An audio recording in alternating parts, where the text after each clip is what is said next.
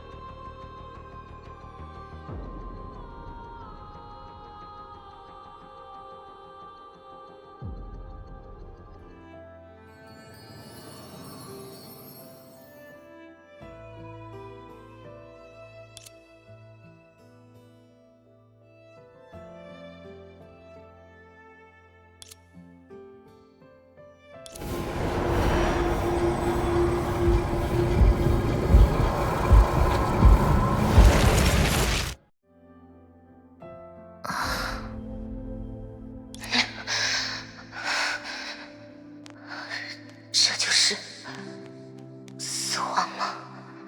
是啊，这下你就明白了吧？你的死就代表着失败、结束、重来，意味着你之前所有努力都是白费、无用、徒劳无功。不想再经历这种糟糕的体验的话，下次就离那条黑色的小狗远一点吧。对不起，我又失败了。这是第几次了？第27次，我亲爱的小淘气。比起道歉，你要不要先治治你那个行动先于思考的毛病？就算不用你出手，没准也会有别的人来救那位墨镜小贩呢。如果你能像小 V 一样更专注于爱惜自己的性命，小 V 会很开心的。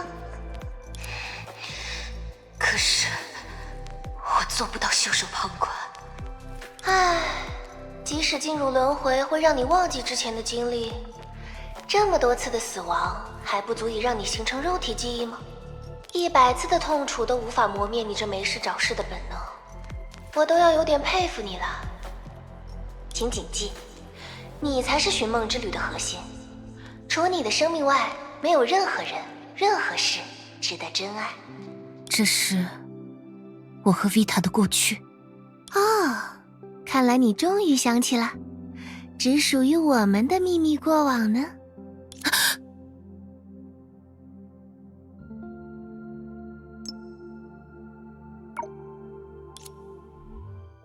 维塔，请你以后不要再以那种方式突然出现在我背后。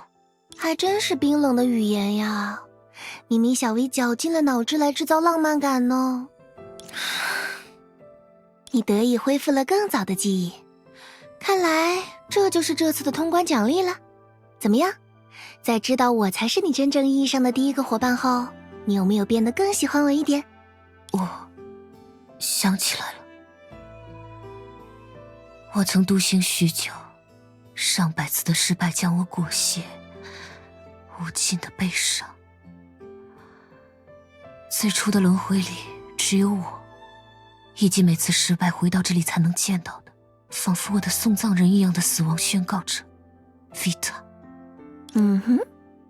如果你非要听实话，那我会说，想起这些事更像惩罚，而非奖励。真巧，我也一样。自从和希娜相遇，一切才发生了改变。我遇到了来自地球的伙伴，解决了数据之海的侵蚀，抵达了浪丘。虽然我们也曾数次失败，但他们的温暖陪伴让我每次都能走得更远，最终打出了我独自一人从未抵达的结局。幸好我们后来结交的地球朋友具备与热心肠相匹配的能力，否则就连这次的战区恐怕又要平添不少你的死亡注解。是他们为手握黄道星之环的你创造了彻底封印历史中制造了大隐灾的蕾耶拉的机会，还替七术提前解决了神明那尚未觉醒自我意识的护从绝。由此，廊丘再不必背负囚影监牢的命运，本该在同一时期发生的琥珀街大恐慌事件也荡然无存。真是人人自得，事事圆满。圆满，这的确可以被称为圆满。可是为何我内心的某处依然有些说不清道不明的心情？怎么不说话？难不成是在为自己抢了白级风头，又害那几位失了御影七术一名而不好意思？不，我其实在想，好吧，你刚刚说的我也很在意。白吉的狂妄建立在他能比所有人更早察觉到人之局限一事上。要是早知你与神明的奇妙联系，就算你不要，他都会将窃来的黄道星之环拱手奉上。无论如何，你才是这场冒险的主角。尽快开启下一扇区的冒险，回溯更早的历史，才是神明对主角的期待。那你呢？